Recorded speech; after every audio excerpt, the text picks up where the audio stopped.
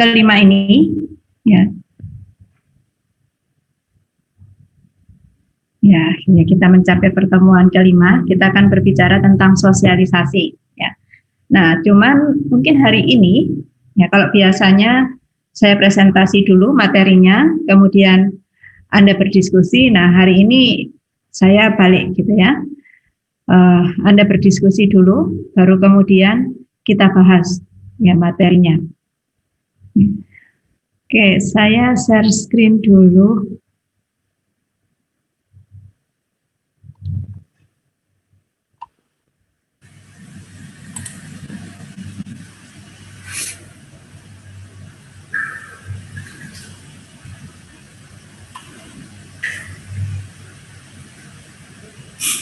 Oke, sudah terlihat belum di layar Anda? Belum, Bu. Belum, Bu. Sekarang sudah terlihat, Bu. Oke.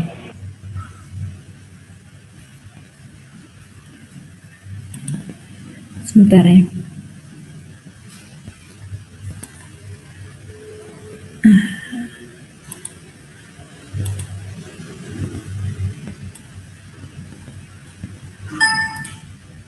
Oke, nah saya akan menampilkan beberapa kasus gitu ya. Nanti kemudian silakan Anda berdiskusi. Nanti saya bagi ke dalam breakout room.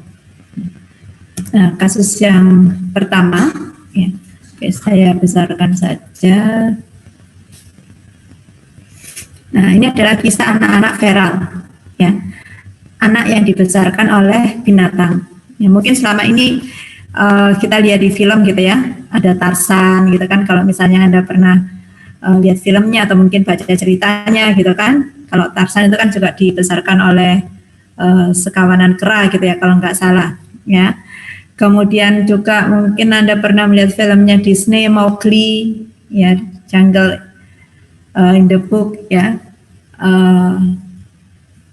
Mowgli ini juga dibesarkan oleh binatang gitu ya, kalau nggak salah beruang. Kemudian dia pertama kali mungkin diadopsi oleh sekawanan serigala, ya.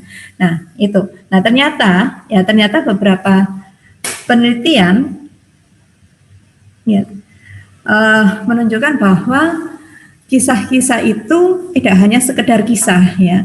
Memang ada orang yang menemukan seorang anak yang dibesarkan oleh binatang.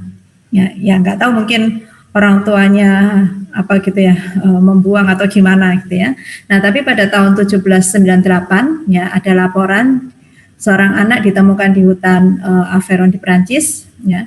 Dan anak ini berjalan dengan kaki dan tangan, ya, seperti hewan, ya, seperti binatang. Ya. Anak ini juga tidak dapat berbicara. Ya. Terus kemudian anak ini dibawa ke laboratorium, ya, dan kemudian diamati, diobservasi. Ya. Ternyata anak ini juga tidak mengindisikan bahwa dia merasa kedinginan gitu ya. Mungkin pada saat itu cuacanya dingin atau gimana. Ya kalau kita sebagai manusia yang dalam tanda kutip normal, biasa, ya, merasakan kedinginan. Nah, anak ini tidak merasakan kedinginan. Ya. Kemudian ketika melihat binatang kecil, si anak ini menggeram layaknya binatang gitu ya.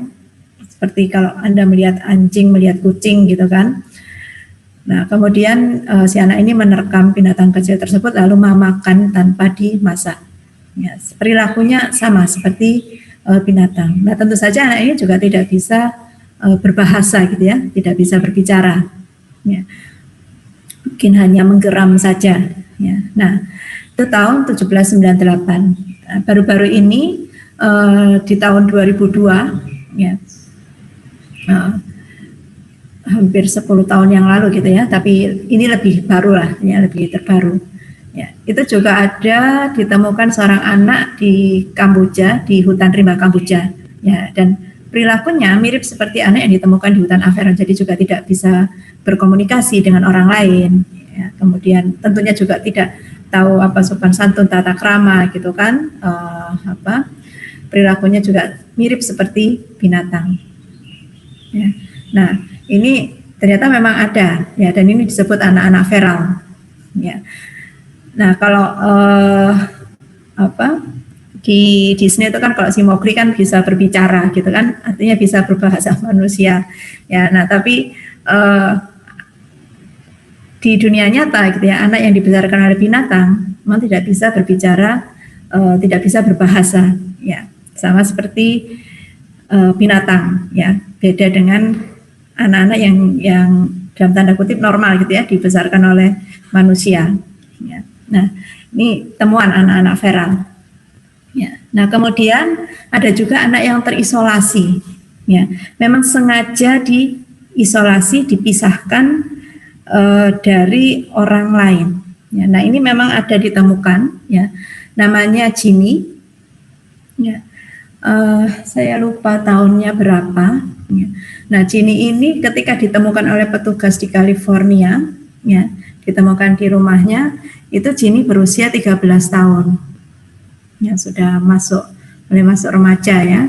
Nah, Ginny ini ketika ditemukan oleh petugas yang berwenang di California, ditemukan dalam kondisi dikurung dalam sebuah kamar dan terikat di kursi.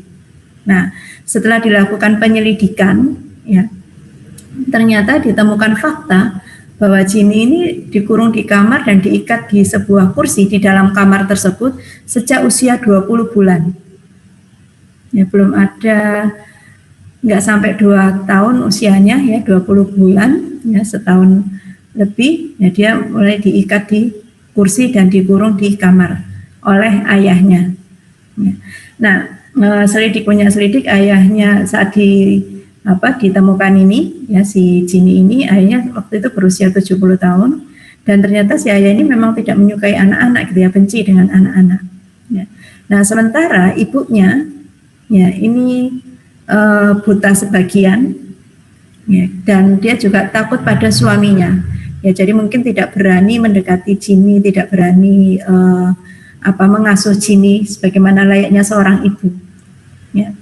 Nah, saat ditemukan ya, Ginny tidak dapat berbicara dan tidak dapat berdiri tegak ya. Anda mungkin bisa membayangkan kondisinya ya, karena hampir 12 tahun dia hanya duduk terikat di kursi ya, sehingga ya pasti tidak bisa belajar berjalan ya, tidak bisa berdiri tegak. Nah, kemudian diuji kecerdasannya ya, ternyata si Ginny ini hanya mendapat skor yang setara dengan skor pada anak usia 1 tahun ya. Diuji IQ-nya ya, ternyata IQ-nya pada saat itu ya sama dengan anak usia 1 tahun. Nah, setelah menjalani pelatihan secara intensif ya, diajari berbicara gitu kan, diajari berjalan. Nah, Ginny mulai bisa belajar berjalan gitu ya, bisa mulai berjalan ya, dan mulai bisa menggunakan kalimat yang sederhana ya, dan mungkin susunannya kacau ya. Mungkin kan kalau kita ngomong sebuah kalimat itu kan mungkin diawali subjek dulu, kemudian predikat dan seterusnya ya. Nah, ini terbalik-balik si Ginny ini. Ya. Nah, ini kisah Ginny. Ya. Nah, kemudian ada penelitian yang menarik ya. Penelitian yang menarik tentang anak-anak yang dibesarkan di panti asuhan. Ya, nah, penelitian ini dilakukan tahun 1930-an ya. Mungkin kondisinya berbeda ya dengan panti asuhan yang masa sekarang ya. Nah, pada masa dulu ya mungkin kondisi di panti asuhan tidak begitu kondusif ya. Nah, pada saat itu tahun 1930-an ya, dilakukan penelitian pada anak-anak di panti asuhan, dan ternyata anak-anak yang dibesarkan di panti asuhan itu sering mengalami kesulitan untuk menjalin hubungan yang erat dengan orang lain. Jadi tidak bisa merasa dekat dengan orang lain. Mungkin bisa berteman, ya, tetapi tidak bisa merasa menjalin persahabatan, ya, menjalin relasi yang lebih dekat, ya, dengan orang lain. Dan anak-anak itu yang dibesarkan di panti asuhan cenderung memiliki IQ yang lebih rendah. Ya, tingkat kecerdasannya lebih rendah dibandingkan anak-anak yang dibesarkan di rumah. Ya, nah tentunya ini membandingkannya dengan kondisi rumah yang kondusif ya, yang nyaman bagi anak-anak. Ya, itu. Nah, kemudian ada dua peneliti, Skills dan Dye, ya tahun 1939 ini melakukan eksperimen. Ya. Ada beberapa bayi, gitu ya, sejumlah bayi yang memiliki keterbelakangan mental, ya, dan tidak diakui oleh orang tuanya. Ya, jadi mungkin ditinggalkan di rumah sakit, nggak diambil oleh orang tuanya. Ya. Nah, kemudian Skills dan Dye ini membagi bayi ini menjadi dua kelompok. 13 orang bayi ini diberikan pengasuh, ya. Jadi setiap bayi memiliki satu pengasuh. Ya. Jadi kalau 13 bayi ada 13 pengasuh. Ya. Nah, pengasuhnya ini wanita yang juga memiliki keterbelakangan mental. Ya. Nah, tetapi wanita ini masih bisa menimang, menggendong, mengajak main, ya masih bisa. Ya, gitu. Nah, kemudian 12 bayi lainnya yang juga memiliki keterbelakangan mental itu diasuh di panti asuhan. Ya. Nah, tapi Anda jangan membayangkan panti asuhan yang pada masa sekarang ya. Sekali lagi ini pada tahun 1939. Nah, 2,5 tahun kemudian, ya setelah pemilihan bayi tadi, ya, yang separuhnya 13 diberikan masing-masing pengasuh bayi, ya. Kemudian 12 bayi diberikan di panti asuhan. Nah, 2,5 tahun kemudian dicek, ya, kondisi bayi tersebut. Nah, ternyata bayi cacat mental yang diberi pengasuh, ya, yang masing-masing bayi ini diasuh satu orang pengasuh, ini mengalami kenaikan IQ sebanyak 28 angka. Ya, skornya meningkat sekitar 28 angka rata-ratanya. Ya. Sementara yang diasuh di panti asuhan mengalami penurunan IQ sebanyak 30 angka, ya, jadi skornya turun. Ya. Nah, kemudian sudah dibiarkan lagi, ya, artinya kembali lagi 13 bayi diasuh oleh masing-masing wanita, ya, yang mengalami cacat mental, kemudian 12 bayi diasuh kembali di panti asuhan. 21 kemudian dilakukan penelitian lanjutan, ingin melihat, ya, perkembangan bayi-bayi ini tadi. Ya. Nah, 21 kemudian, ya, berarti mungkin usia bayinya sekitar umur paling tidak 21, ya 20-an lah ya, 21 ke atas. Ya. Nah, yang berada di panti asuhan ternyata rata-rata memiliki pendidikan kurang dari 3 tahun. Ya. Mungkin mereka sempat bersekolah, tetapi tidak lebih dari 3 tahun. Ya. Nah, mereka yang diberi pengasuh rata-rata memiliki tingkat pendidikan yang setara dengan kelas 12. Ya, mungkin kalau di Indonesia kelas 12 itu SMA ya mungkin ya. Itu. Ya, nah ternyata ada perbedaan ya dari tingkat IQ-nya, ya, dan juga tingkat pendidikannya. Ya. Nah, ini ternyata menarik gitu ya penelitian ini, bagaimana bayi yang diberi pengasuh dengan bayi yang diasuh di panti asuhan ternyata memiliki perbedaan. Ya. Nah, bahkan ke-13 bayi yang tadi diasuh oleh masing-masing pengasuh itu sudah mandiri gitu ya, dan yang perempuan menjadi ibu rumah tangga. Ya, artinya mereka bisa mandiri dan yang perempuan juga bisa menjadi ibu rumah tangga, artinya bisa menjalin hubungan dengan orang lain, ya, hubungan yang intim, yang dekat dengan orang lain. Ya, sementara bayi yang di panti asuhan, ya, ternyata yang menikah hanya 2 orang dari 12 bayi tadi, yang menikah hanya 2 orang, ya. Kemudian yang lainnya menjadi, kalau tidak pengangguran, ya memiliki pekerjaan yang statusnya rendah, ya mungkin buruh kasar seperti itu, ya. Nah, ternyata memang ada perbedaan. Ya, nah ini bukan hanya kisah, tapi juga penelitian gitu ya, hasil observasi ya tentang bagaimana anak-anak di panti asuhan, kemudian anak yang terisolasi, ya, kemudian dan anak-anak feral, anak yang dibesarkan oleh binatang. Ya.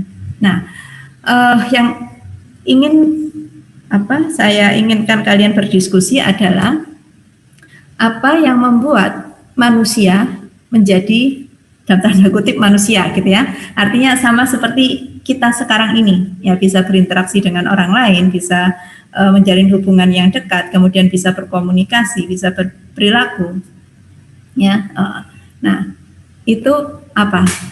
Ya, nah Anda bisa membandingkan dengan apa yang dialami oleh anak di panti asuhan, anak terisolasi dan anak-anak feral dengan mereka yang hidup secara normal gitu ya, artinya dibesarkan dengan di keluarga yang harmonis gitu kan, memiliki peer group ya dan seterusnya ya gitu.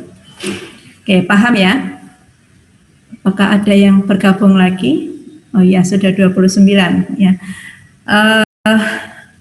Masing-masing sudah mendapatkan ceritanya ya, ke 28 orang ini. Ya, tadi ketika saya awali kan baru 16 orang ya. Nah, sisanya mudah-mudahan juga bisa mendengar. Ya. Oke. Nah, itu pertanyaannya ya, apa yang membuat manusia bisa beradab dalam tanda kutip menjadi manusia yang normal ya. Nah, kira-kira apa? Ya, nah silakan Anda diskusi di breakout room ya. Mungkin 10 menit ya. Ini saya acak, ini ada 28. Oke, saya bagi menjadi empat kelompok saja ya. Agak banyak tapi nggak apa-apa. Oke, secara otomatis. Oh, ternyata ada penambahan ya.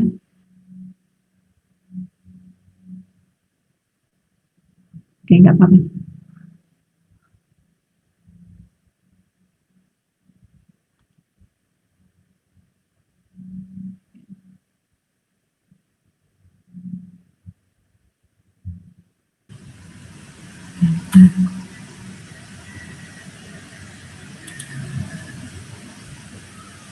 Oke, saya bagi menjadi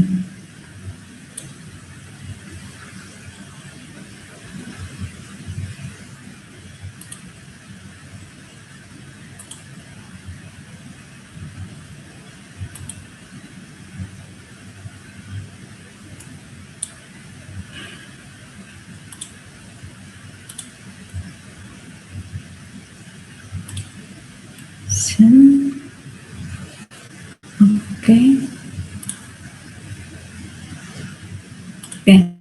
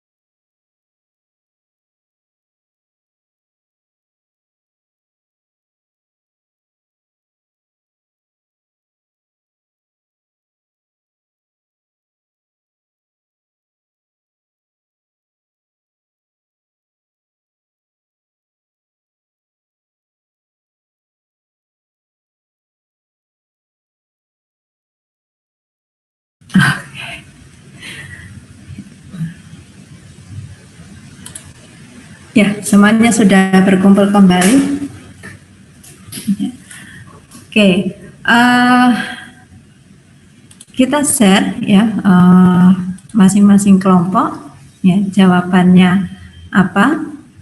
Untuk kelompok 1, room 1 yang tadi di room 1, Claudia Seril, Dita Levinda, Melanie, Feliciano, ya Florencia, Hani, Sachiko, dan Suster Argita. Ya, apa yang kalian hasilkan dari diskusi kalian?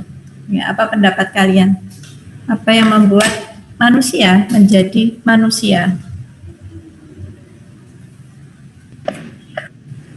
Saya yang membantu menjawab, Bu Hani.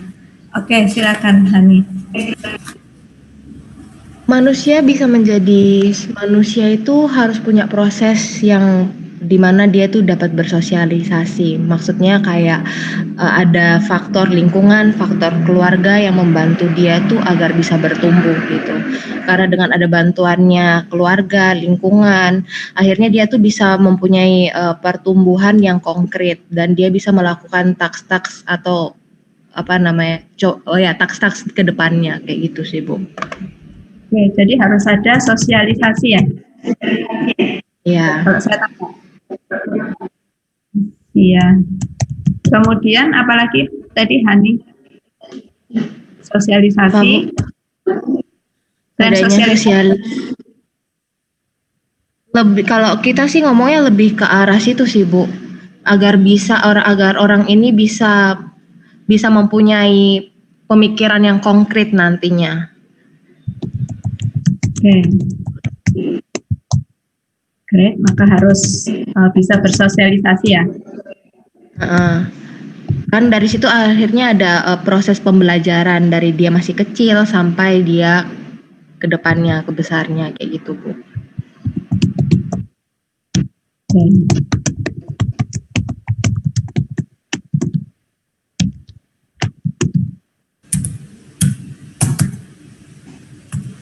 Oke, saya coba tuliskan di chat ya. Ya, baik, Bu. Oke, betul seperti itu ya. Oke, ini tambahan dari Florencia ya, pengaruh orang lain. Juga bisa menentukan perkembangan. Oke. Ya.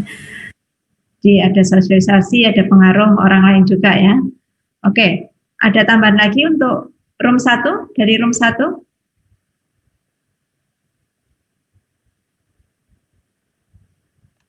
Oke, ada satu message lagi.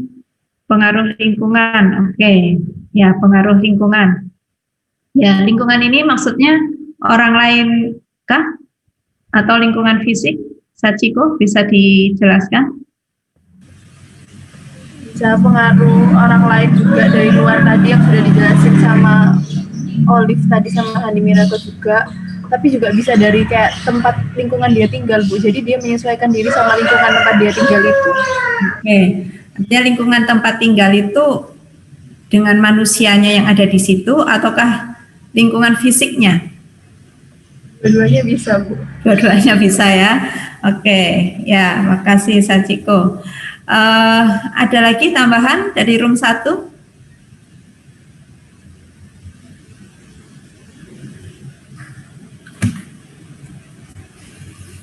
Oke, rasanya tidak ada ya. Oke, sekarang dari room 2. Ya, bagaimana pendapat kalian? Room 2 ini ada Vincent, Margareta, Elizabeth Rani, Grace Alfa, Isabel Haliman, Jennifer, Jihan, dan Teresia. Oke. Hasil diskusi kami dalam bentuk poin-poin ya, Bu.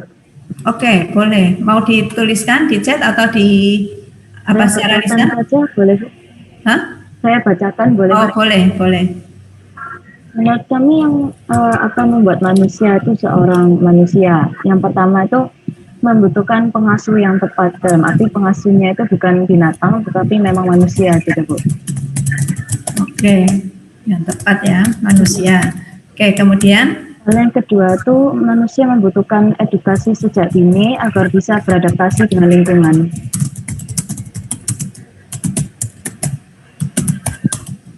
Agar bisa beradaptasi dengan lingkungan. Oke. Ada lagi? Kemudian yang ketiga itu bisa bersosialisasi dengan orang lain, dalam arti berbicara atau berdiskusi dengan orang lain. Oke, sosialisasi ini maksudnya berbicara ya. Mm-mm. Oke, ada lagi? Kemudian bisa juga menggunakan akal budinya untuk berpikir secara rasional. Gunakan akal budi untuk Berpikir secara rasional, Bu. oke. Oke, ada lagi? Sabel? Ya, ini yang terakhir, Bu. Memiliki hati nurani untuk bersimpati dan berempati. Punya hati nurani. Oke, Mm-mm. untuk empati ya. Ya, Bu. Oke, ya. Oke, nah mungkin saya ingin bertanya lebih lanjut gitu ya. Menggunakan akal budi untuk berpikir secara rasional, punya hati nurani agar bisa berempati dengan orang lain ya. Nah, bagaimana caranya supaya mereka bisa, supaya manusia gitu ya, individu bisa menggunakan akal budi untuk berpikir secara rasional dan punya hati nurani? Kalau yang dari akal budi untuk berpikir secara rasional tuh, Bu, mungkin terkait dengan edukasi juga ya, Bu. Karena kalau mereka dikasih edukasinya itu sejak dini, mungkin mereka akan dilatih untuk mencari solusi terhadap suatu masalah. Itu kan caranya mereka menggunakan akal budinya juga, Bu. Lalu Oke. kalau punya hati nurani untuk empati itu, mereka juga harus berinteraksi dengan orang lain. Mereka harus mengetahui eh, permasalahan yang dialami oleh orang lain sehingga mereka juga bisa mengerti permasalahannya itu. Oke, artinya tetap memerlukan interaksi dengan orang lain ya. Iya, Bu.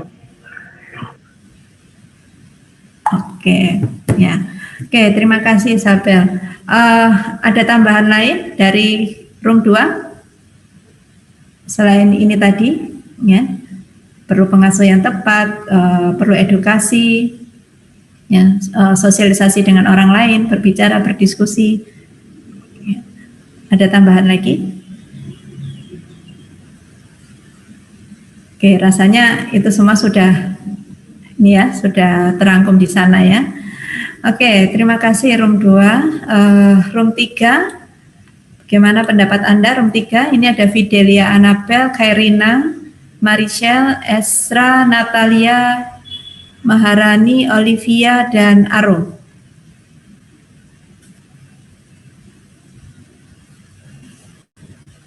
Oke, silakan mau secara lisan atau tulisan?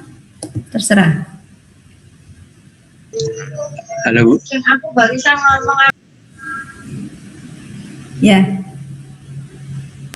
dari ketiga contoh cerita tadi itu, ya, kan yang pertama kan yang anak hutan itu ya Bu. yep, Nah betul. itu dia kan secara hidup kan dia di hutan nggak bersosialisasi dengan orang-orang kan Bu. Ya, Nah itu berarti kan dia pas ditemukan nggak bisa ngomong, nggak bisa apa, itu kan karena lingkungannya juga berpengaruh oleh pertumbuhannya dia gitu Bu. sebentar Aro, bentar. Saya Iya Bu. ada telepon, bentar. Ya, halo. Ya, Bu. Halo.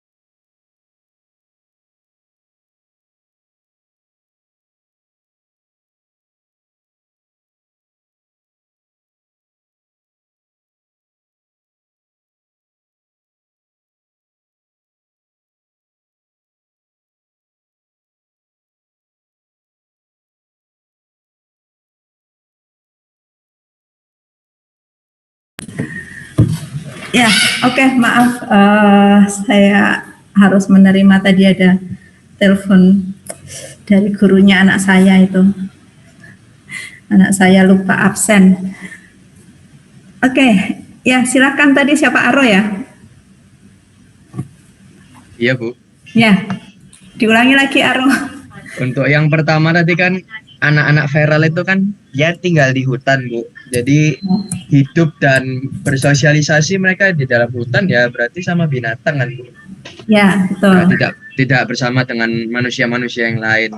Nah, jadi itu yang pertama itu berarti kan faktornya yang mempengaruhi kan lingkungan. Terus yang kedua itu yang anak terisolasi. Nah, itu kan dia anggapannya kan sejak umur 20 bulan ya Bu. Berarti 12 tahun dia Bu dipasung anggapannya. Ya. Dipasung di dalam kamar gitu sama ayahnya. Ya. Dia kan secara 12 tahun itu nggak bersosialisasi, nggak gerak apa segala macam. Itu jadi kemampuan dia untuk bicara sosialisasi itu kan nggak ada kan. Nah, terus yang ketiga anak panti asuhan ini, kalau asumsi saya dan kelompok Bu, karena mereka itu besarnya di panti asuhan kan mereka tidak merasakan kasih sayang orang tua yang sepenuhnya gitu Bu. Jadi kan mereka diperlakukan sama oleh pengurus panti sehingga ya mereka tidak ada merasa spesial gitu loh Bu. Jadi kayak oh hidup ini biasa aja gitu loh Bu. Oke. Jadi yang kita ambil ini berarti pengaruh lingkungan. Sebentar Bu. Oke. Berarti yang dianggap manusia sebagai manusia dapat dianggap jadi manusia itu dia memiliki kemampuan bersosialisasi dan berkomunikasi yang dapat diterima oleh masyarakat. Manusia sebagai manusia kalau memiliki kemampuan berkomunikasi dan bersosialisasi yang dapat diterima oleh masyarakat, dan juga lingkungan itu mempengaruhi normanya Bu. Jadi dia punya adab gitu Bu. Oke. Bisa diterima oleh masyarakat ya dan lingkungan mungkin ya. Iya Bu. Oke. Nah, bagaimana caranya supaya manusia punya kemampuan berkomunikasi dan bersosialisasi?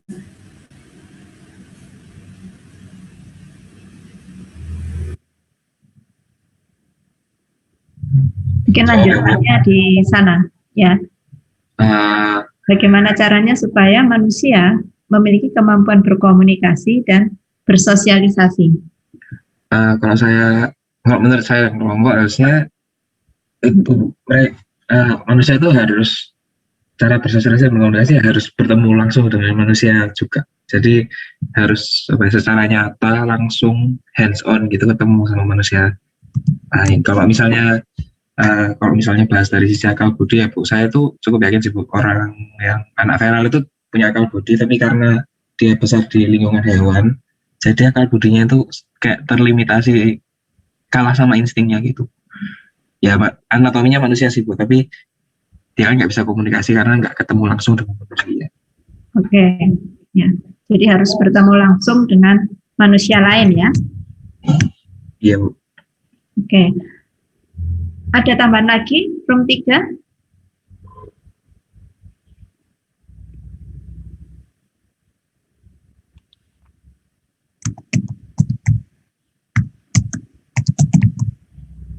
Oke, jadi kalau disimpulkan, ya ini yang jawabannya dari room 3. Ya kalau anak feral tadi kan lingkungannya hutan gitu ya, atau binatang. Ya. Sementara anak yang terisolasi tidak ada lingkungannya sama sekali ya, tidak ada sosialisasi dengan orang lain ya. Kemudian ini keliru ya. Kemudian anak-anak yang di panti tidak ada kedekatan dengan orang tua gitu ya. Jadi kelompok dari room 3 menyimpulkan bahwa manusia bisa menjadi manusia kalau memiliki kemampuan berkomunikasi dan bersosialisasi agar diterima oleh masyarakat dan lingkungan. Oke, nah caranya bagaimana supaya manusia bisa seperti itu, ya caranya bertemu langsung dengan manusia lain, berinteraksi dengan manusia lain.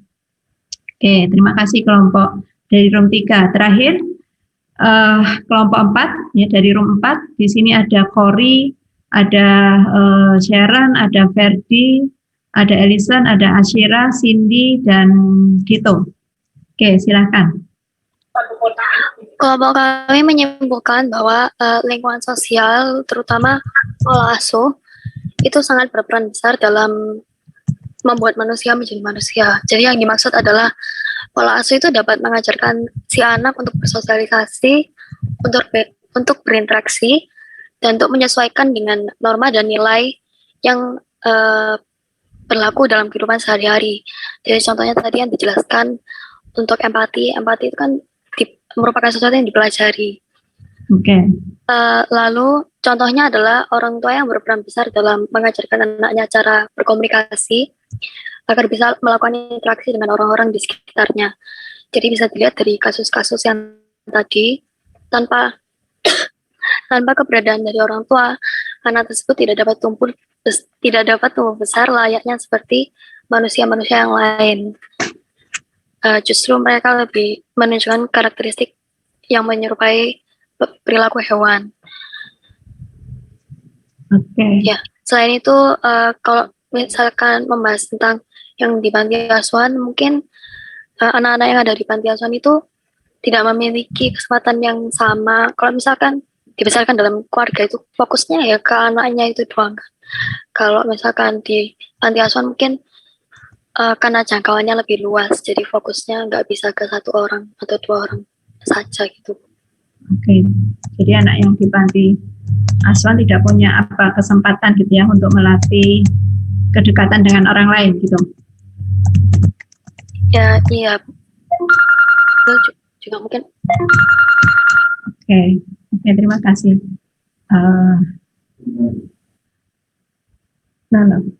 Bu Yati, sebentar ya. Ini simpulannya dari kelompok 4.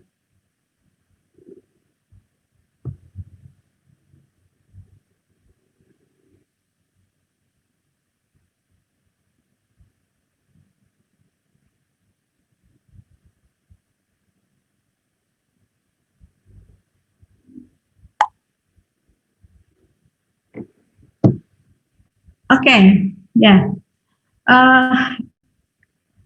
Masing-masing room ya, kelompok sudah menyampaikan pendapatnya, hasil diskusinya ya.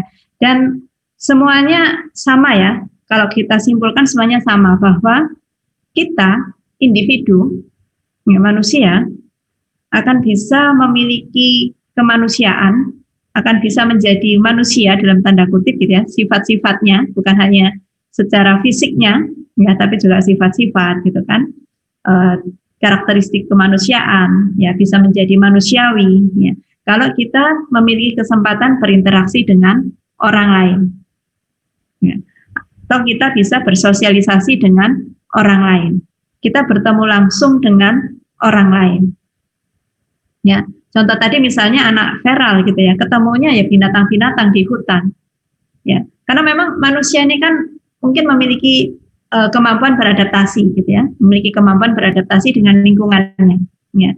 Nah, anak-anak yang dibesarkan di hutan ya, tentu kemudian akan belajar apa yang dilakukan oleh binatang ya, mengimitasi, mencontoh perilaku binatang ya, sehingga ketika ditemukan ya bisanya cuma menggeram, dia tidak bisa berbahasa ya, karena nggak ada kesempatan untuk itu.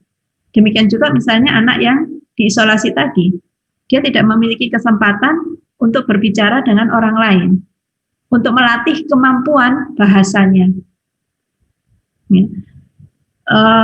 Melatih kemampuan cara berpikirnya, ya, sehingga ketika ditemukan dan kemudian di tes IQ-nya sama dengan anak usia 1 tahun. Ya, padahal mungkin kalau anak ini memiliki kesempatan untuk belajar di sekolah, mendapat pola asuh yang tepat dari orang tuanya, ya, mungkin tingkat IQ-nya ya pasti lebih tinggi dari anak usia 1 tahun. Ya, itu. Tapi karena tidak memiliki kesempatan itu, ya dia tidak bisa mengembangkan kemampuan berpikirnya. Ya, bahkan kemampuan berjalannya, berdiri tegak pun ya, itu harus dilatih kembali, belajar kembali. Itu karena selama 12 tahun dia hanya terikat duduk di kursi, ya bagaimana dia bisa melatih fisiknya juga. Nah, tapi selain bersosialisasi dengan orang lain, berinteraksi dengan orang lain, ya, individu mungkin juga harus mengembangkan kedekatan dengan orang lain, belajar dekat dengan orang lain. Ya, individu bisa melakukan, kalau di psikologi namanya self disclosure, terbuka, ya percaya pada seseorang. Nah, ini yang tidak dimiliki anak-anak di panti asuhan. Kenapa? Karena pengasuhnya kan cuma mungkin beberapa orang, ya, dan itu untuk semua anak, ya, sehingga nggak ada kesempatan untuk dekat. Ya, nah, pada kedekatan dengan orang lain ini, ya kemampuan untuk bisa dekat dengan orang lain ini juga penting nantinya ketika misalnya anak harus mulai di tahap perkembangan dewasa awal gitu ya, mencari pasangan, ya, kemudian menjalin hubungan yang lebih dekat lagi, ya pacaran dan kemudian berumah tangga. Ya. Itu kan perlu kemampuan untuk berinteraksi yang dekat dengan orang lain. Nah, ini yang tidak dimiliki oleh anak-anak yang di panti asuhan. Nah, saya nggak tahu model panti asuhan sekarang, ya pada masa sekarang tentunya jauh lebih baik dibandingkan pada masa penelitian itu dilakukan. Ya. Jadi kata kuncinya adalah tadi interaksi dengan orang lain atau bersosialisasi dengan orang lain. Ya. Nah, saya yakin Anda semua, ya kita, ya dari sejak kecil kan sudah bersosialisasi, berinteraksi dengan orang lain. Yang pertama tadi, seperti kata room 4 tadi ya, kelompok 4 tadi, ya dengan orang tua, ya. Kemudian dengan lingkungan keluarga, ya berikutnya dengan lingkungan di sekitar rumah kita.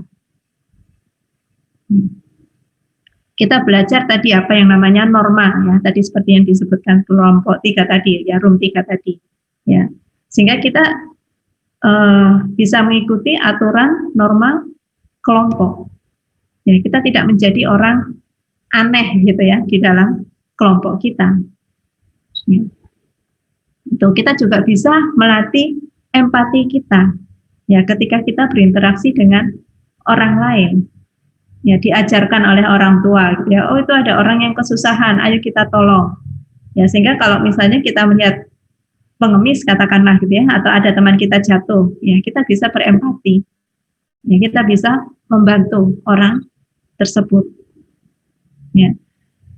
Jadi itu kata kuncinya kenapa kita harus berinteraksi dengan orang lain, ya. Ini juga ada satu contoh gitu ya, ada satu katakanlah tetangga saya gitu ya, teman saya, ya. Dia jarang sekali berinteraksi dengan orang-orang di sekitar rumahnya, di lingkungannya, ya, jarang sekali. Ya. Sehingga ketika dia menghadapi kesusahan, yang ada di pikirannya itu hal-hal yang negatif semua, ya, merasa orang lain cuek dengan dia, merasa orang lain tidak mau menolong dia, ya. Merasa ada orang lain yang nyantet dia, ya. Mengguna-guna dia. Nah, karena dia tidak mau berinteraksi, kalau misalnya dia mau berinteraksi dengan orang lain, ya, maka tetangganya juga akan tahu apa yang menjadi kesusahannya dia. Ya. Tetangganya juga pasti akan menolong kalau misalnya tahu bahwa dia kesusahan. Gitu. Nah, itu mungkin yang harus kita kembangkan juga gitu ya, meskipun kita sudah dewasa gitu ya, Anda sudah mulai menginjak masa usia dewasa awal gitu ya, atau remaja akhir, ya, tetap itu sebuah skill yang perlu, ya, apalagi kalau zaman sekarang gitu ya, kita juga mendapat tantangan dengan gadget, ya, jangan sampai kita lebih banyak berinteraksi melalui media sosial, tetapi dengan orang yang real, dengan orang yang nyata, ya, itu malah berkurang, ya, jadi tetap harus seimbang, ya. Oke, itu ya inti dari diskusi kita hari ini, pentingnya bersosialisasi, ya semuanya kita sepakat, ya. Nah sekarang kita lihat dulu apa itu sosialisasi. Sebentar ini.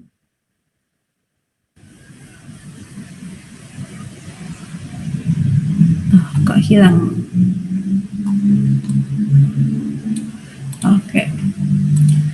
Oke, kita lihat dulu apa itu sosialisasi. Oke, sudah terlihat ya.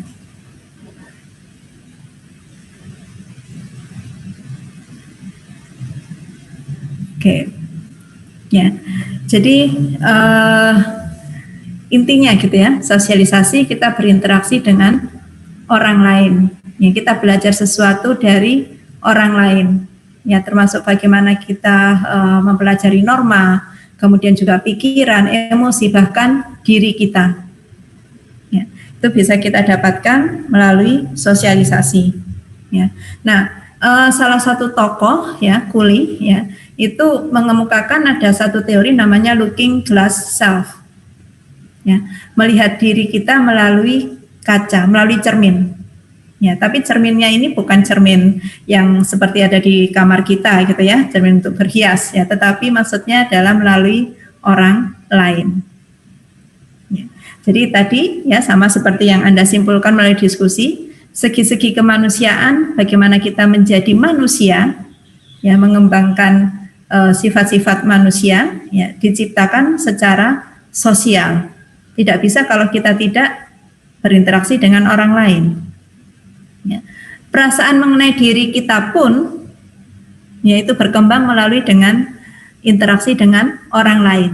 Ya, bagaimana individu memiliki self concept, konsep diri. Ya, nah nanti ada kaitannya ketika kita belajar psikologi sosial. Ya. Nanti setelah UTS kita membahas tentang persepsi tentang diri kita. Ya. Nah itu juga bisa kita kembangkan melalui interaksi dengan orang lain. Ya, jadi proses-proses perasaan mengenai diri kita berkembang. Nah itu looking glass self. Ya. Gitu. Nah unsur-unsur dari looking glass self adalah kita membayangkan bagaimana kita tampak bagi mereka di sekeliling kita. Ya, kita sering berpikir, membayangkan saya kalau dilihat orang lain seperti apa ya? Ya, seperti dalam gambar ini, ya, si bapak ini, ya, mungkin juga berpikir bahwa dia ingin dilihat orang lain sebagai orang yang masih gagah mungkin ya, mungkin itu pensiunan pegawai tertentu gitu ya, mungkin seperti petugas pemadam kebakaran, ya, gitu.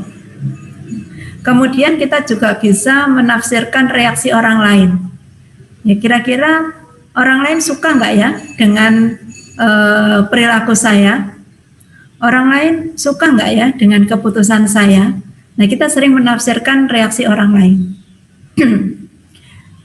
Kadang-kadang memang kita mengalami bias, ya artinya salah menafsirkan. Ya, kadang-kadang seperti itu. Nah, tetapi secara alami memang kita sering memikirkan bagaimana reaksi orang lain terhadap diri kita. Mereka suka apa enggak ya? Mereka benci enggak dengan saya? Nah, dari situ ya, kita membayangkan bagaimana kita tampak bagi mereka dan kita. Apakah saya tampak cantik, tampak ganteng, apakah saya tampak gagah? Ya, apakah orang lain melihat saya masih sebagai petugas pemadam kebakaran? Ya. Bagaimana orang lain menilai diri saya, ya apakah mereka suka atau tidak dengan perilaku saya? Ya, kalau saya misalnya banyol, ketika ada pertemuan, apakah orang-orang suka dengan lawaan saya, ya, dengan banyolan saya? Ya, kalau saya memberikan pertolongan pada orang lain, apakah orang itu suka dengan pertolongan yang saya berikan dan seterusnya? Ya. Nah, kemudian dari situ individu bisa mengembangkan konsep diri. Saya ini sebenarnya seperti apa sih? Apakah saya orang yang suka menolong? Apakah saya orang yang ramah? Apakah saya orang yang pintar dalam matematika? Nah, itu kita kembangkan konsep diri kita. Kalau misalnya guru kita memuji, oh kamu pandai, ya, matematikamu selalu dapat nilai di atas 80. Ya. orang tua kita juga memuji demikian.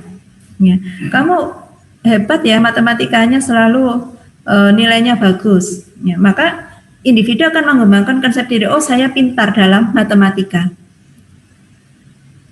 Ya, karena dari reaksi orang lain tersebut. Ya, ya memang kita bisa, individu bisa mengembangkan konsep diri melalui artinya kita refleksi dalam diri kita. Ya, refleksi bagaimana sih perilaku kita selama ini, bagaimana kemampuan saya di kelas, bagaimana hubungan saya dengan orang lain, kita bisa merefleksikan itu. Ya, tapi tetap bahwa peran orang lain itu juga ada. Ya, ketika orang lain bereaksi terhadap perilaku kita, terhadap kemampuan kita, itu juga akan membantu individu mengembangkan konsep diri. Ya, nah ini pentingnya tadi, ya bagaimana individu harus berinteraksi, harus bersosialisasi dengan orang lain. Kadang-kadang kita juga sering membandingkan diri kita dengan orang lain. Ya, saya dengan si A lebih pintar mana ya dalam matematika? Ya. Nilai matematika saya rata-rata 9,8. Si A matematikanya rata-ratanya 9,5. Oh ya, pintaran saya sedikit lah, ya, beda 0,2. Ya. Gitu. Kita bisa membandingkan diri kita dengan orang lain juga. Ya, nah tapi kalau dari Sikule ini, ya unsur looking glass self, ya bagaimana individu membentuk sebuah konsep diri, karena tadi kita membayangkan bagaimana orang melihat diri kita, bagaimana orang bereaksi terhadap diri kita, ya. Gitu. Ya, salah satu pentingnya kita bersosialisasi bisa membentuk self konsep diri. Nah, sosialisasi juga penting gitu ya, termasuk untuk tadi ya pengembangan self konsep. Kenapa? Karena di dalam masyarakat itu kan juga ada peran. Ya, kita memiliki peran sebagai apa? Ya, nah nanti di psikologi sosial kan ada teori peran. Ya, setiap orang kan memiliki perannya masing-masing dan setiap peran itu memiliki konsekuensi. Ada tuntutan yang harus dilakukan, ada perilaku tertentu yang harus dilakukan. Nah, individu tahu perannya, tahu bagaimana dia harus berperilaku sesuai dengan perannya juga melalui sosialisasi, ya melalui interaksi dengan orang lain. Kalau enggak, ya individu enggak tahu. Ya. Misalnya peran sebagai laki-laki, gitu ya. Individu harus tahu bahwa dia jenis kelaminnya laki-laki, secara gender laki-laki memiliki peran dan tugas-tugas tertentu sebagai seorang laki-laki. Ya, tahu dari mana? Ya, pertama melalui imitasi, gitu kan? Kemudian melalui permainan dan berikutnya adalah melalui pertandingan. Ya. Jadi imitasi, ya mungkin anak ya di usia di bawah 3 tahun, ya mungkin hanya masih bisa melihat kemudian meniru perkataan orang lain, gerak, isyarat, gitu kan. Hanya bisanya itu. Ya, karena kan memang masih usia di bawah 3 tahun. Nah, kemudian usia 3 sampai 6 tahun anak belajar tentang peran melalui permainan. Ya, melalui permainan, ya. Mungkin Anda masih bisa ingat gitu ya.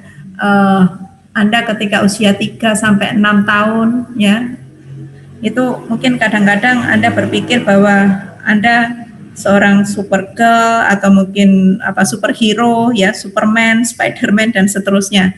Ya, atau mungkin buat yang perempuan gitu ya, mungkin main, saya nggak tahu sekarang masih dimainkan apa enggak ya. Misalnya main, dulu waktu zaman saya kecil ada permainan rumah-rumahan gitu ya, berpura-pura sebagai seorang ibu ya, kemudian masak-masakan ya. Nah, itu kan melalui permainan kita belajar ya peran kita. Kalau untuk anak-anak perempuan, perannya seperti seorang perempuan itu seperti apa ya, gitu ya. Atau kalau untuk anak laki-laki tadi gitu ya, berpikir sebagai superhero gitu kan. bahwa laki-laki mungkin harus seperti ini gitu ya, seperti Batman atau Superman dan seterusnya, atau seperti ayahnya, ya. Ya, mungkin dia bisa menirukan ayahnya, ya, mungkin dalam permainan itu juga bisa, ya. Nah, kemudian pada usia sekolah, ya, yang tadinya hanya permainan saja, ya, nah di sekolah itu meningkat lagi, gitu ya, ada unsur pertandingan, ada games, ya, ada permainan yang lebih mungkin memerlukan tim, kerjasama tim. Ya, nah di sini anak juga bisa belajar, ya, belajar bahwa individu, ya, selain memainkan peranannya dalam sebuah tim, ya, itu juga harus memperhatikan peran orang lain. Ya, nah kadang-kadang individu juga belajar bahwa dia harus bisa memainkan peran orang lain juga. Ya, katakanlah misalnya pemain bola gitu kan, anak bertanding bola, ya mungkin dia sebagai striker gitu ya, berusaha menyerang, memasukkan bola ke gawang lawannya, ya. Tetapi mungkin dia juga harus bekerja sama dengan pemain lain gitu kan, yang sebagai gelandang atau sebagai penjaga gawang, kiper, kan. Dan dia juga harus bisa berperan bagaimana dia juga harus menjaga, membantu teman-temannya menjaga supaya gawangnya nggak kebobolan. Ya. Nah, ini berlatih juga, ya, ketika pertandingan. Ya. Ketika ada permainan yang misalnya memerlukan permainan kerjasama kelompok, kerjasama tim. Ya. Kalau yang di usia 3-6 tahun tadi lebih kepada dirinya sendiri, ya, bermain tunggal gitu ya, solo gitu ya, bahwa saya sebagai ibu gitu ya, kalau misalnya main peran main rumah-rumahan gitu ya, atau bermain boneka, ya, itu, ya. Jadi melalui pengambilan peran ini, ya, individu belajar bagaimana dia harus berperan sesuai dengan perannya, ya, di dalam masyarakat. Ya, kalau dia tidak berinteraksi dengan teman-temannya, tidak berinteraksi dengan orang-orang dewasa di sekitarnya, ya, individu nggak pernah bisa belajar. Ya, gitu. Dan ini juga nanti kaitannya ada dengan konsep dirinya, bahwa saya sebagai seorang perempuan, ya, perannya seperti apa. Ya. Saya sebagai seorang teman, ya, peran saya seperti apa. Ya.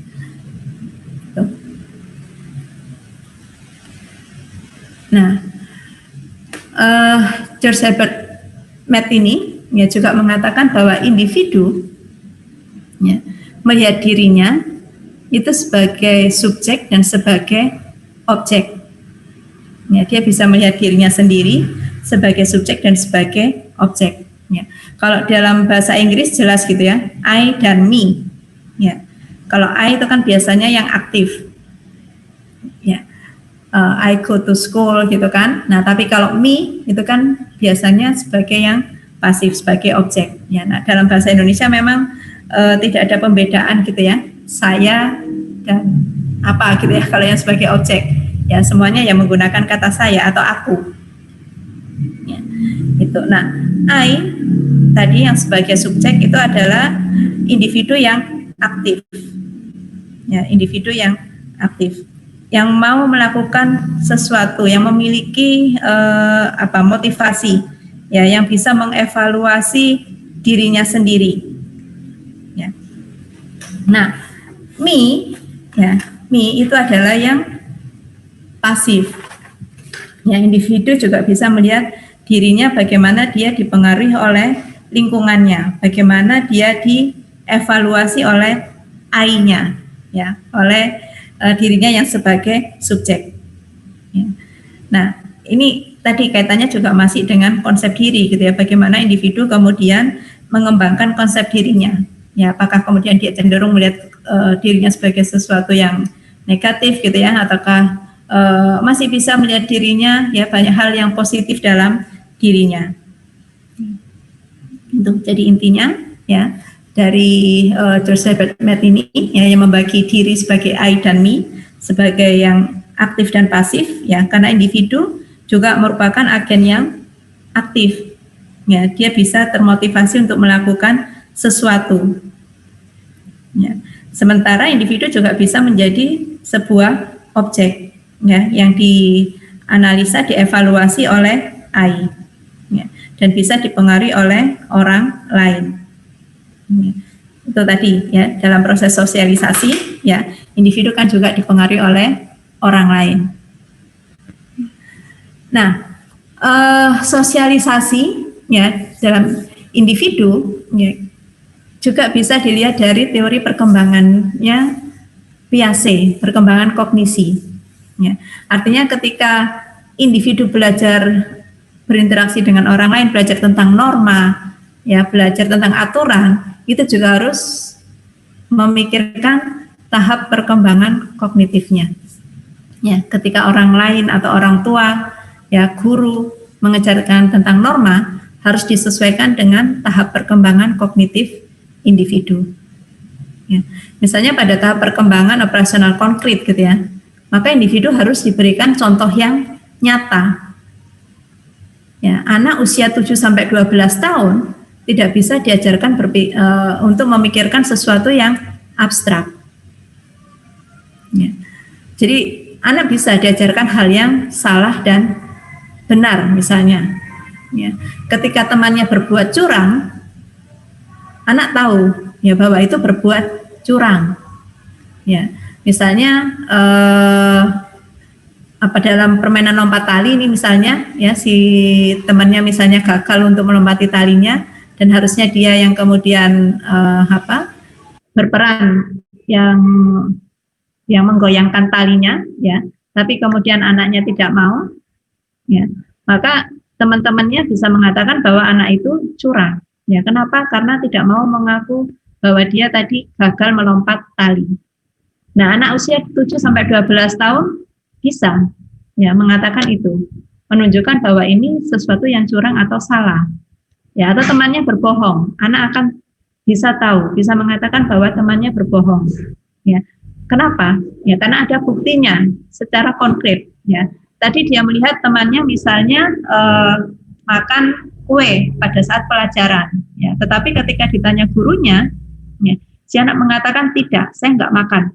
Ya. Nah, maka teman-temannya kan bisa mengatakan, menunjukkan bahwa itu bohong, ya, karena secara nyata dia melihat si anak ini makan kue, tapi mengatakan hal yang sebaliknya, ya, tidak mengaku itu. Nah, tetapi kalau misalnya anak usia 7-12 tahun, ya, diajak berpikir, ya, konsep kejujuran itu seperti apa sih? Ya, kenapa itu secara agama atau secara norma itu tidak boleh? Ya. Nah, mungkin mereka juga akan kebingungan, ya, karena misalnya definisi kejujuran itu mungkin masih abstrak bagi mereka. Ya, jujur bagi mereka ya, pokoknya melihat temannya tidak, seharusnya temannya mengatakan apa yang telah dia lakukan, ya, mengakui apa yang dia lakukan, mengatakan yang sesuai dengan perbuatannya, mungkin hanya sampai di sana. Ya, tapi kalau menggali lagi gitu kan, dikaitkan misalnya dengan konsep keagamaan, konsep norma, keadilan bagi orang lain dan seterusnya, ya mungkin itu harus menunggu sampai usianya lebih tinggi lagi. Ya, usia 13 tahun ke atas, nah mungkin baru bisa diajak berpikir ke sana. Ya, jadi itu, ya, ketika seorang guru atau nanti Anda menjadi orang tua yang mengajarkan norma kepada anak Anda, ya, maka harus diperhatikan juga perkembangan kognitifnya. Ya, sudah sampai enggak, ya, diajarkan hal-hal yang misalnya konsep abstrak gitu ya. Nah, sudah sampai atau enggak? Gitu.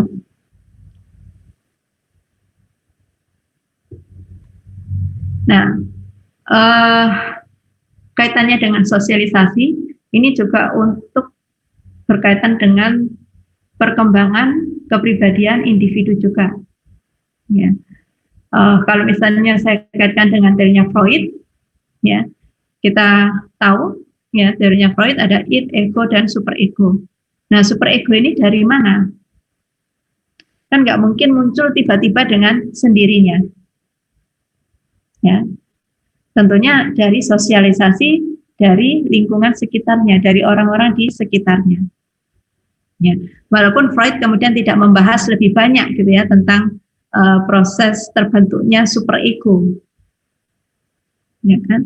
Bagaimana individu harus menginternalisasi norma-norma yang ada di lingkungannya. Ya mungkin Freud tidak membahas itu lebih lanjut gitu ya. Tetapi Freud juga mengakui bahwa superego terbentuk dari lingkungan. Ya, individu belajar dari lingkungannya. Itu terbentuknya superego. Ya. Freud memang lebih menekankan gitu ya, bagaimana perilaku dikendalikan oleh faktor ketidaksadaran. Ya. Itu lebih banyak ke sana. Ya, tapi dengan adanya id, ego, dan superego, ya sebenarnya Freud juga mengakui gitu ya peran orang lain, peran lingkungan bagi individu. Ya, walaupun tidak dikatakan secara eksplisit, secara terang-terangan. Ya, Freud kan lebih banyak mutlak ketidaksadaran. Gitu. Nah, individu ya yang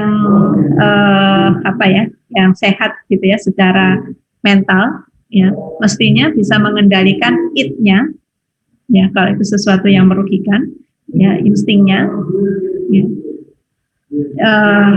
menjembatani antara id dengan superego. Nah ini peran dari ego dan ego ini kan yang juga berinteraksi dengan lingkungan ya. Ego adalah aspek dari kepribadian yang berinteraksi dengan lingkungan. Ya, dan dia harus bisa menyeimbangkan antara id dengan superego.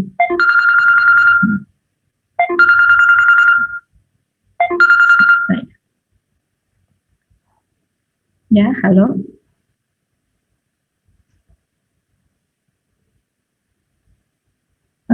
Maaf, ini siapa ya? Ya, halo.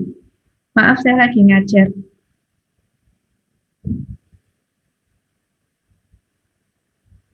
Ya.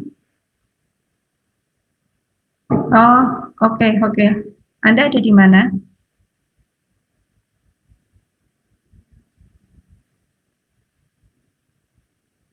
Oke.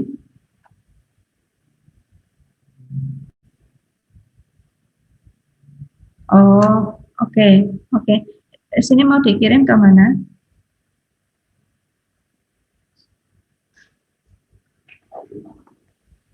Perumahan Grand Delta. Bentar.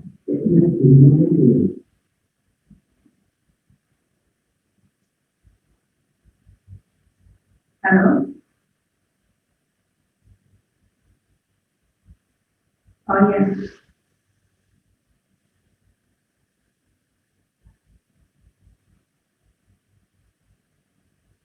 Oh. Ya. Oke, nanti saya kirim. Apa WA? Ya.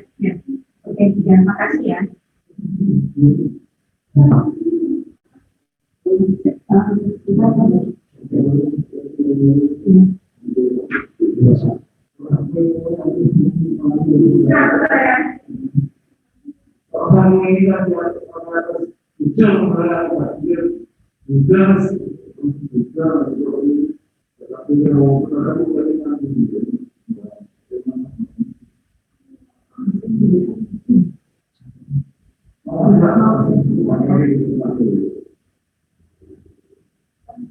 Di WA.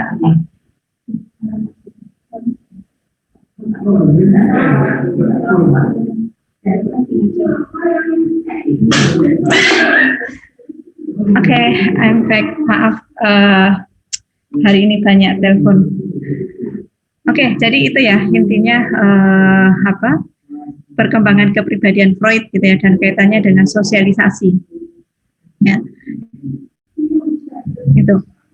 Nah, ya kalau menurut Anda gitu ya, tadi kan kita banyak bicara sosialisasi ya, dan ternyata sosialisasi itu kan membentuk kepribadian gitu ya, membentuk konsep diri ya. Nah, sekarang kaitannya dengan emosi ya. Sebenarnya emosi ini bawaan ataukah dari lingkungan? Ya, kalau menurut Anda.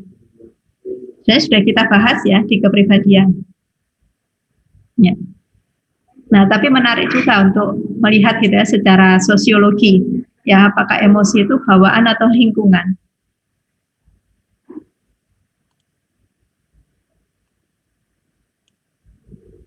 Oke, ada yang mau berpendapat nggak?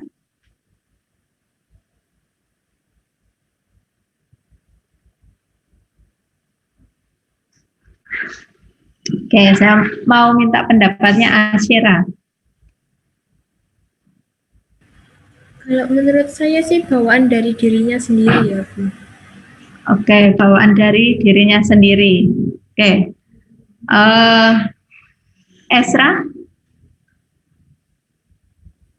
Kalau menurut saya bawaan Bu aslinya, tapi tetap dipengaruhi oleh lingkungan. Jadi nanti ada yang lebih kayak menonjol gitu. Oke, ya.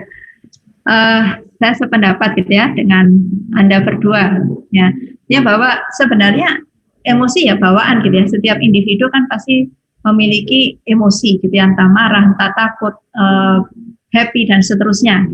Ya, itu adalah bawaan ya, dan dalam kepribadian ya Albert juga mengatakan itu bahwa emosi itu adalah bawaan ya. Nah, tetapi ternyata lingkungan juga bisa mempengaruhi emosi. Ya, dalam hal apa? Ya, dalam hal bagaimana individu mengekspresikan emosinya. Ya.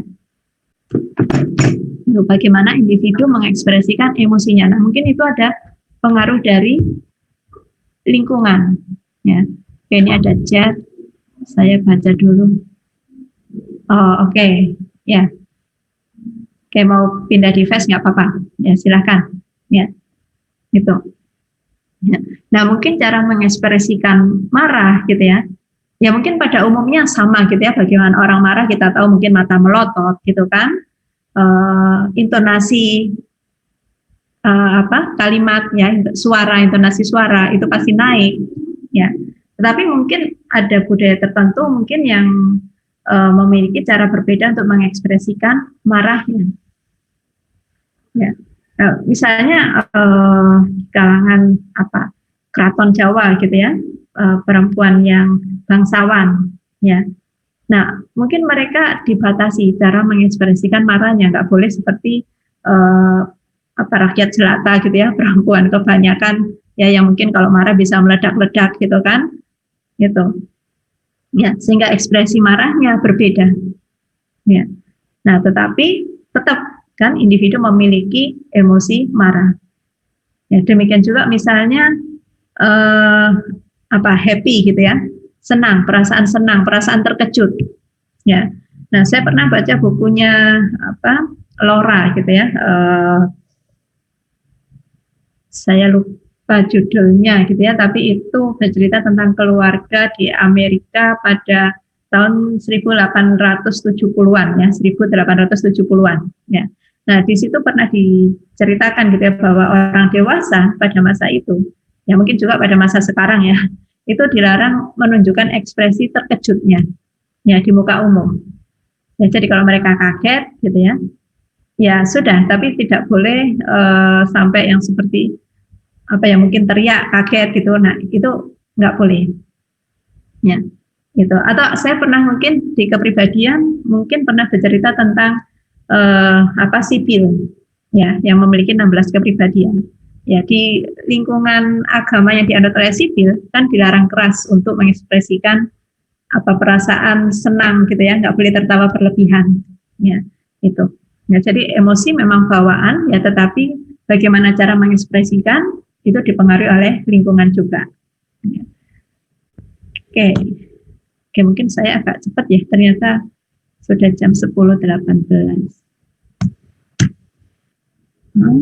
Kenapa ini?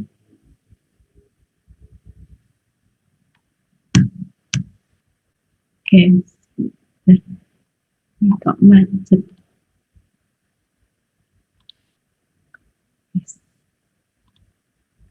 Ulangi.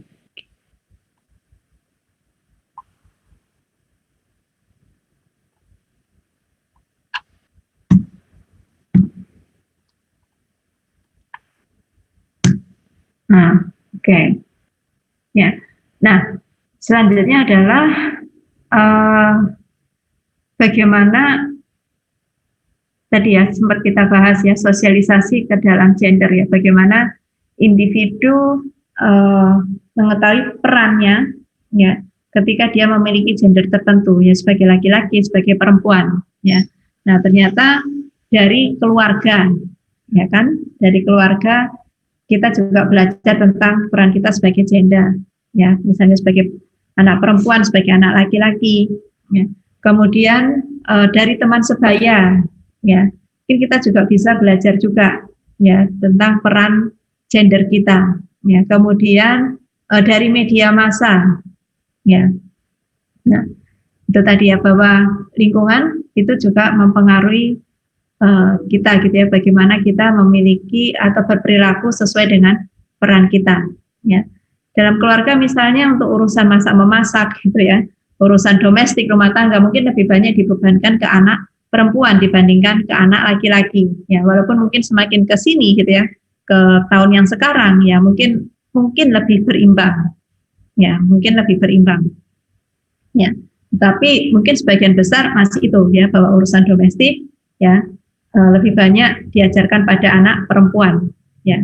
Anak laki-laki mungkin lebih ke misalnya merawat kendaraan gitu kan, urusan yang misalnya menjaga keamanan ya, itu mungkin lebih banyak diajarkan pada anak laki-laki ya. Dari teman sebaya ya, mungkin kita juga dengan teman-teman bagi yang perempuan gitu ya, dengan teman-teman yang perempuan ya mungkin banyak berbicara tentang bagaimana kita harus berpenampilan sebagai perempuan gitu kan, cara bermake up misalnya, berdandan dan seterusnya. Demikian juga dengan anak laki-laki ya. Media massa jelas gitu ya, lihat saja ya, misalnya pada iklan gitu ya, bagaimana kemudian ada penggiringan ya, bahwa perempuan yang cantik itu harus seperti ini gitu ya, perempuan yang menarik itu harus seperti apa ya. Nah itu ya, demikian juga laki-laki yang macho itu harus seperti apa ya. Nah itu sering ya di dalam media massa ya. Nah, agen sosialisasi ya tentu saja tadi keluarga, kemudian lingkungan hunian ya, agama ya. Kita juga belajar norma aturan dari agama. Kemudian tempat penitipan anak, kalau Anda terpaksa harus menitipkan anak Anda ya, sekolah, teman sebaya, tempat kerja, media massa ya. Nah, ini semua ya yang mengajarkan kita bagaimana kita harus berbahasa, bagaimana kita harus belajar dekat dengan orang lain ya, bagaimana kita harus mengikuti norma aturan ya. Ini semua agen sosialisasi. Keluarga, lingkungan hunian, agama, ya tempat penitipan anak. Ya, walaupun mungkin misalnya di tempat penitipan anak gitu ya, mungkin perlu juga dipertanyakan gitu ya, bagaimana dengan kedekatannya dengan orang tua. Ya, karena ya mungkin hampir mirip dengan panti asuhan gitu ya. Walaupun di tempat penitipan anak nanti misalnya sore anak dibawa lagi ke rumah. Ya, nah tetapi sebagian besar waktunya itu kan bukan dengan ibu, bukan dengan orang tuanya, ya, tapi dengan pengasuh yang ada di tempat penitipan anak. Ya, nah, mungkin itu yang bisa menjadi bahan permenungan kita, ya, bahan refleksi kita. Ya, akankah anak juga bisa dekat dengan orang tuanya? Ya, terutama kalau misalnya orang tua, gitu ya, ketika sampai di rumah, ya, setelah menjemput anaknya dari tempat penitipan anak, ya. Dan ketika bersama-sama di rumah, orang tua juga lebih banyak kemudian sibuk dengan dirinya, ya, misalnya karena capek bekerja, ya orang tua mungkin cepat-cepat ingin istirahat, ya, mengabaikan kebutuhan anaknya. Ya, nah ini kan pasti akan semakin merenggangkan hubungan orang tua dan anak. Ya, padahal kita di psikologi juga belajar bagaimana pentingnya peran orang tua terhadap tumbuh kembang anak. Ya. Tuh. Nah, ini yang perlu dipikirkan lagi. Ya. Oke. Nah, kemudian ada istilah resosialisasi. Ya, resosialisasi ini mempelajari norma, nilai, sikap, dan perilaku yang baru. Ya, yang berbeda dengan perilaku, norma, nilai, termasuk bahasa, ya, yang lama. Ya, misalnya, ya, Anda yang berasal dari luar Jawa, ya, mungkin sehari-hari menggunakan bahasa daerah Anda, mungkin yang dari Kalimantan, ya, orang Dayak, ya, menggunakan bahasa Dayak, ya, yang berasal dari Flores, NTT, menggunakan bahasa sana, ya. Nah, ketika ke Jawa, ya bisa jadi Anda kemudian belajar bahasa Jawa. Ya, nah ini termasuk resosialisasi, belajar sesuatu yang baru terkait dengan bahasa perilaku. Ya. Atau Anda yang ke luar negeri, ya, mau nggak mau Anda harus belajar menggunakan bahasa Inggris. Mau nggak mau Anda harus menyesuaikan dengan perilaku, adat, dan norma yang ada di luar negeri. Itu.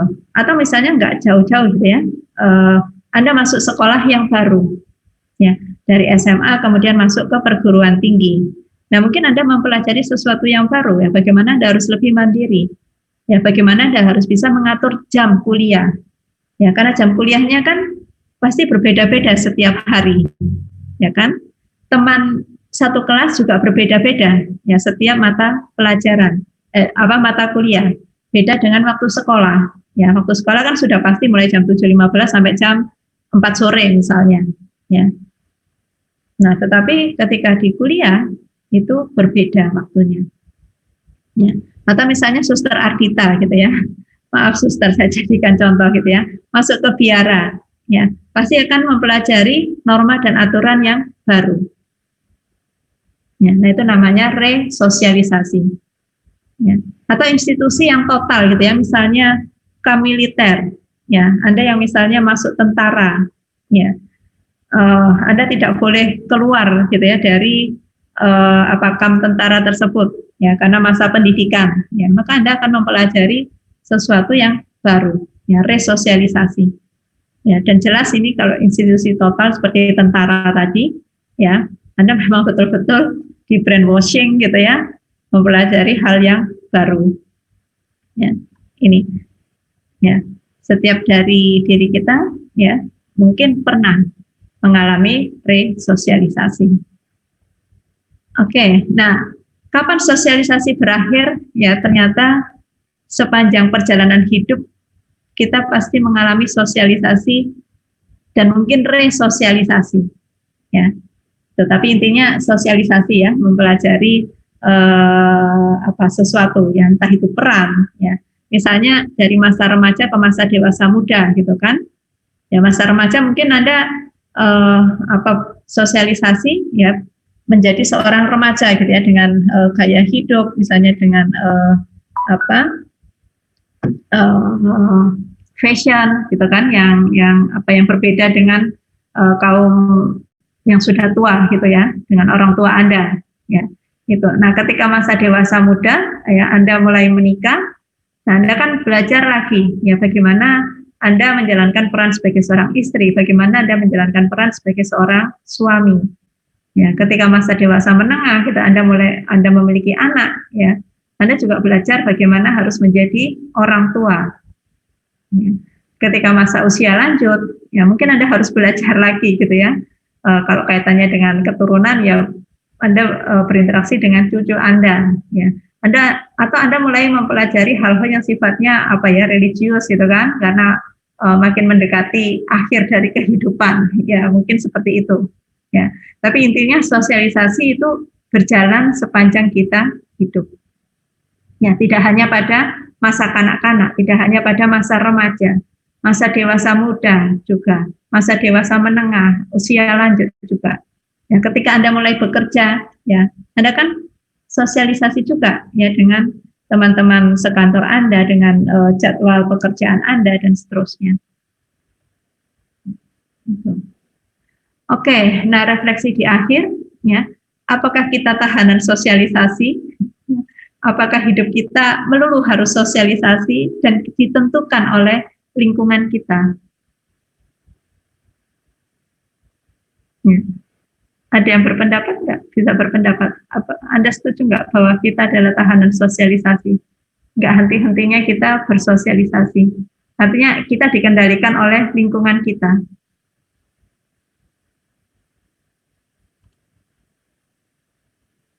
Oke, mungkin saya minta pendapatnya Cory. Halo Cory. Iya, Bu. Iya.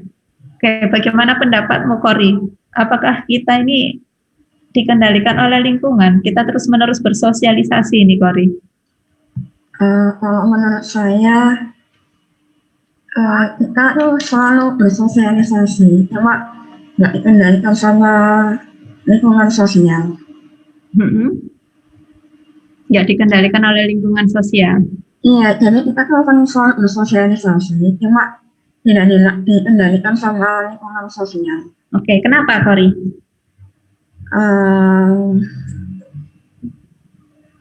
Sebentar, Bu.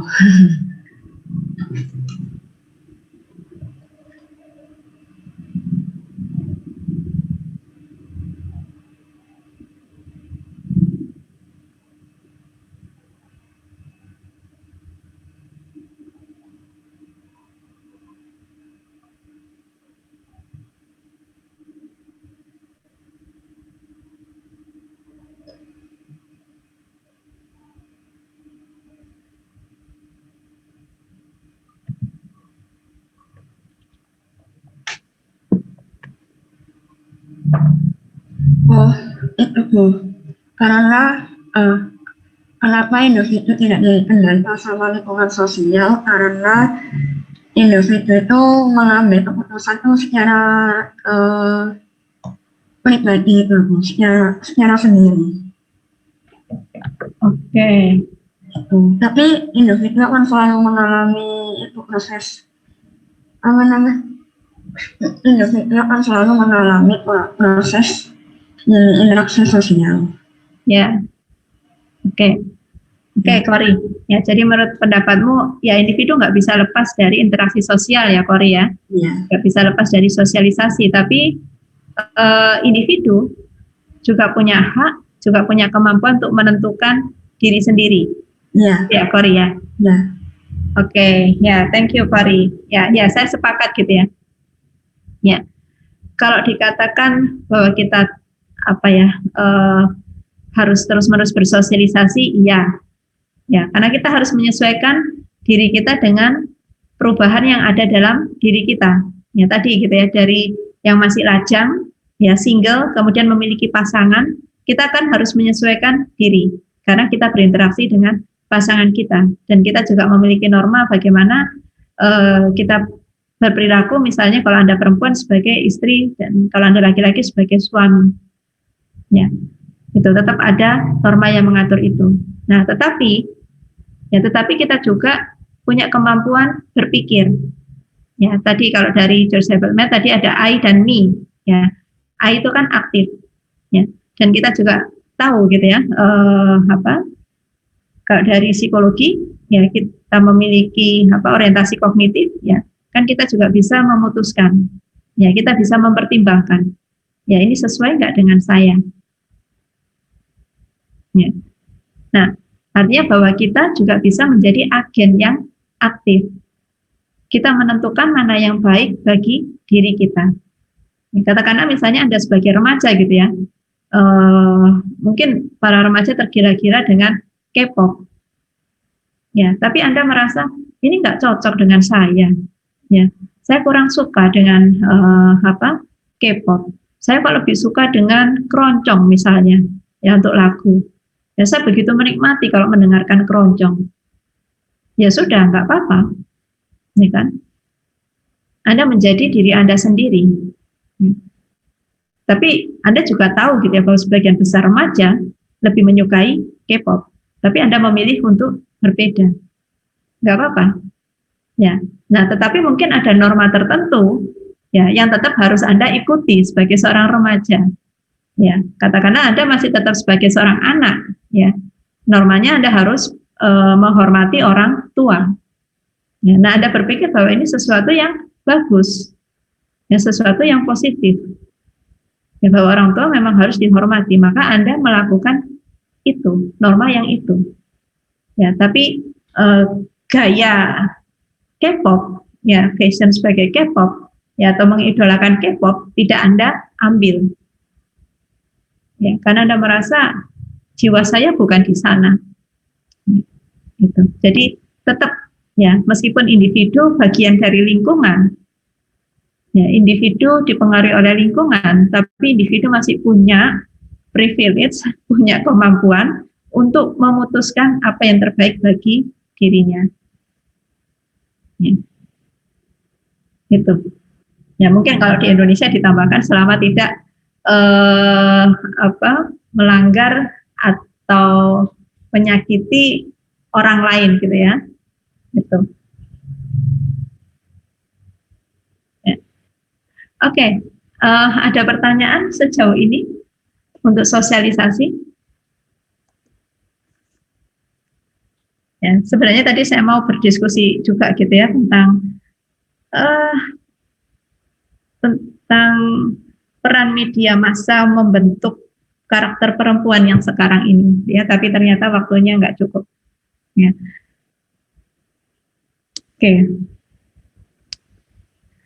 Oke, kalau tidak ada pertanyaan, ini tugas untuk sosiologi, ya. Mungkin belum sempat saya buat secara tertulis, ya. Nanti saya akan susulkan, ya, aturan secara tertulisnya. Tapi intinya gini, ya. Saya minta Anda membuat poster sosialisasi norma tertentu. Ya, Anda pilih terserah, ya, normanya seperti apa. Ya, misalnya menghormati orang tua boleh, gitu ya. Atau sekarang harus mengenakan masker. Ya, ini kan norma yang baru, ya. Kita belajar aturan yang baru, boleh juga, ya. Atau hal yang lain lah, ya. Itu. Nah,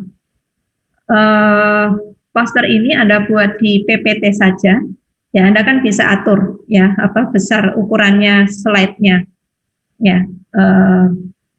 Kan ada yang A3, ya.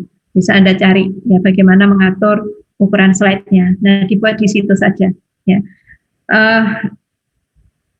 Anda buat berkelompok saja, walaupun mungkin Anda tidak bisa bertemu secara daring, ya, secara luring, ya, tapi mungkin Anda bisa berkomunikasi melalui WA group gitu ya, atau yang punya Zoom kan bisa menggunakan Zoom untuk berdiskusi, membuat posternya, menentukan normanya apa, kemudian bagaimana konsep posternya, ya, itu. Nah, dikumpulkan nanti.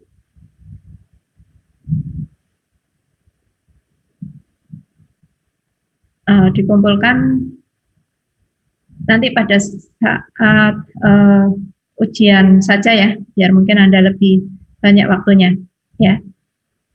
Gitu, intinya seperti itu. Nanti silakan ketua kelas membuat grupnya ya. Mungkin satu kelompok ini ada berapa? Mungkin sekitar 29 ya. Satu kelompok 4 orang aja, ya, biar nggak terlalu banyak. Ya, 3 atau 4 orang, ya, maksimal 4 orang, ya. Gitu, ada pertanyaan untuk tugasnya?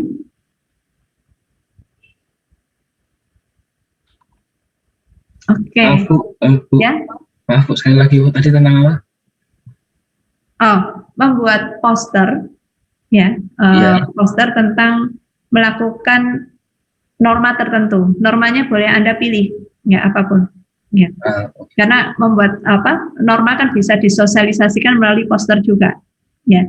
Misalnya, ya, karena saat ini pandemi, ya, misalnya Anda membuat poster pentingnya menggunakan masker, ya, atau misalnya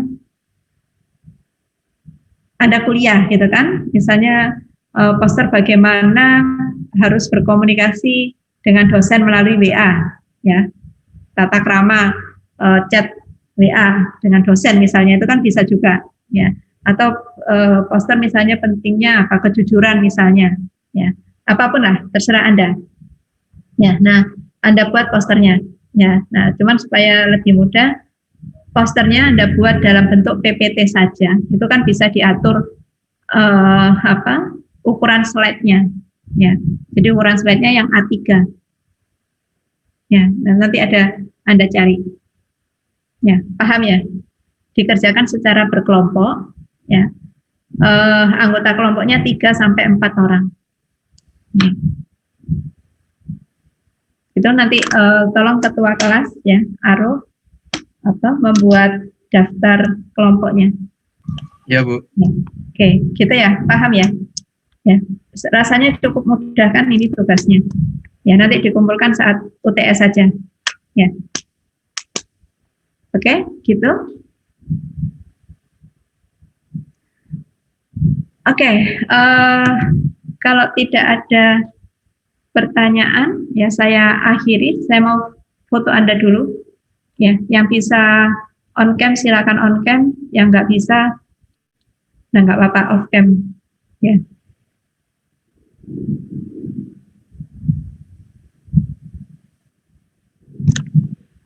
Oke, ini halaman pertama.